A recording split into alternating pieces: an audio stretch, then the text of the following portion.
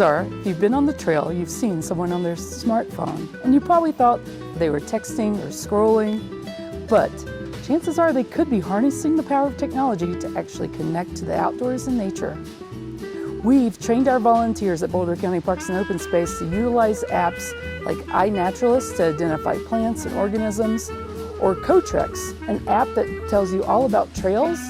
They even give wildfire alerts. By meeting people where they are on their smartphones, we can actually create new habits to get outside, get connected to nature, and maybe even learn something about a new organism on their local park and open space.